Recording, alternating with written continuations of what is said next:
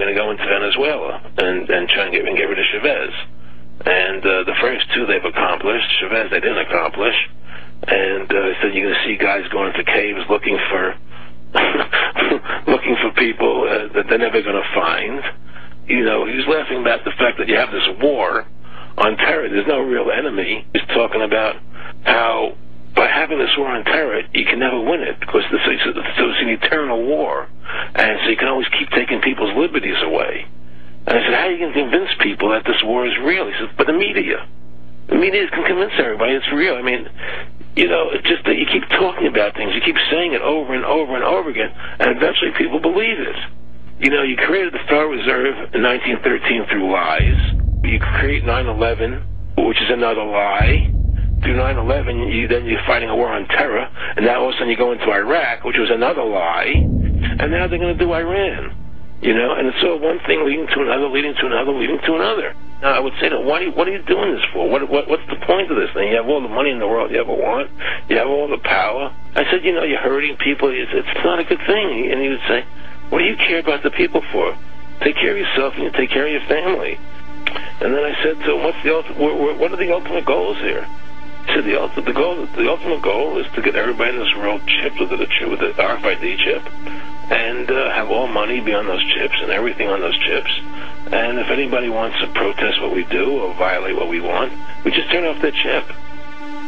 That's right, microchipped.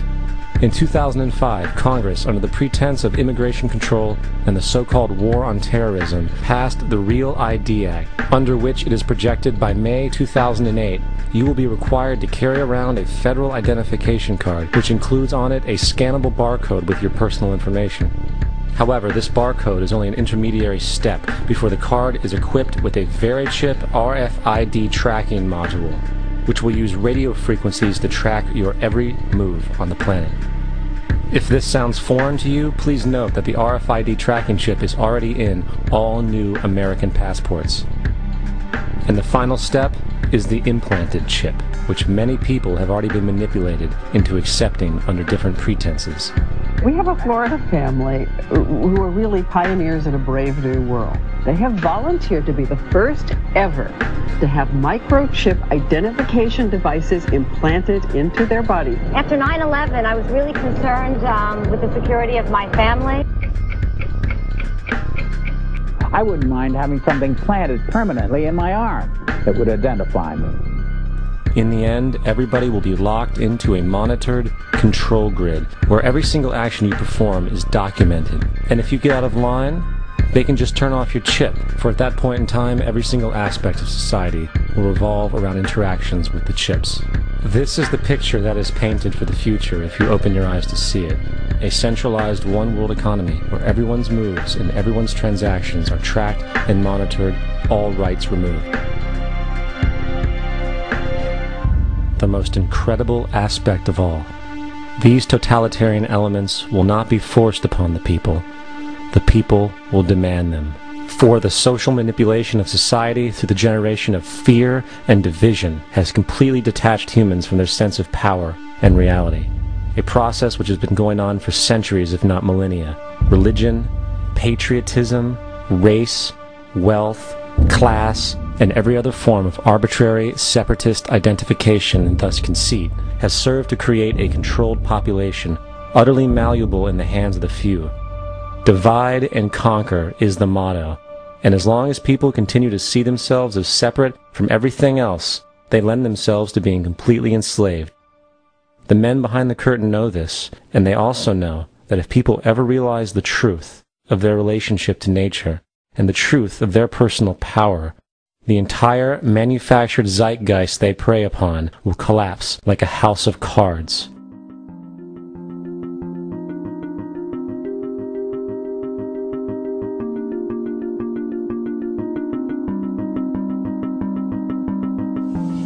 The whole system that we live in drills into us that we're powerless, that we're weak, that our society is evil, that it's crime-ridden, etc., and so forth. It's all a big, fat lie. We are powerful, beautiful, extraordinary.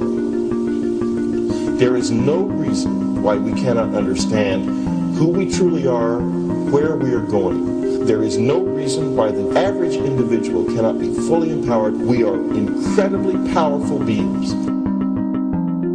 You know, I think I spent 30 years of my life, in the first 30, trying to become something. I wanted to become good at things. I wanted to become good at tennis. I wanted to become good at school and grades and everything I kind of viewed in that perspective. I'm not okay the way I am, but if I got good at things, you realize that I had the game wrong.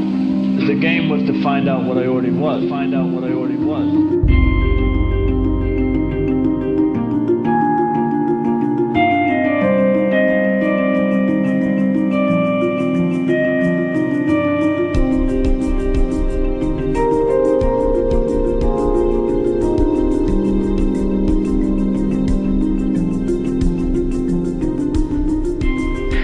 Culture, we've been trained for individual differences to stand out.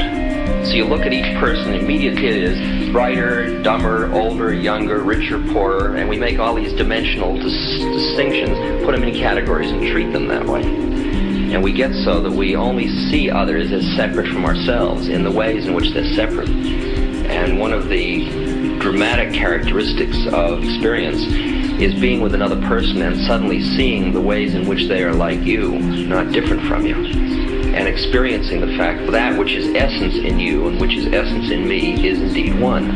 The understanding that there is no other. It is all one.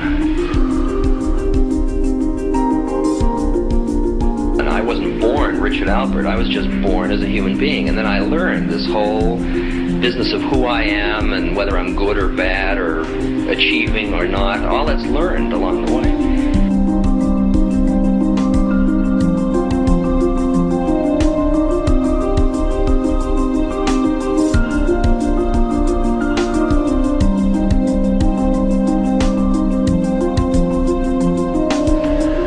The old appeals to racial, sexual, and religious chauvinism, to rabid nationalist fervor, are beginning not to work. A new consciousness is developing which sees the earth as a single organism and recognizes that an organism at war with itself is doomed.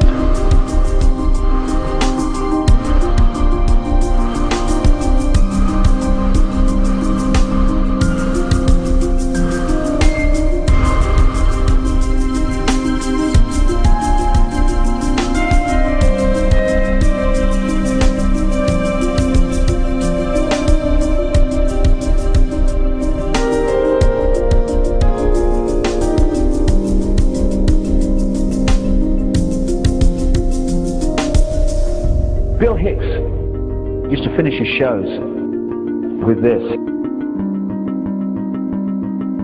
Life's like a ride in an amusement park. And when you go on it, you think it's real. Because that's how powerful our minds are. And the ride goes up and down and round and round. It has thrills and chills, and it's very brightly colored. And it's very loud, and it's fun for a while. Some have been on the ride for a long time, and they begin to question, is this real, or is this just a ride? And other people have remembered, and they come back to us and they say, hey, don't worry. Don't be afraid ever. Because this is just a ride. And we kill those people. Shut him up. I've got a lot invested in this ride. Shut him up. Look at my furrows of worry. Look at my big bank account. My family. This has to be real. It's just a ride. But we'll kill those good guys who try and tell us that. You ever notice that? And let the demons run amok? But it doesn't matter, because it's just a ride, and we can change it anytime we want. It's only a choice. No effort, no work, no job, no savings of money. Just a choice right now between fear and love.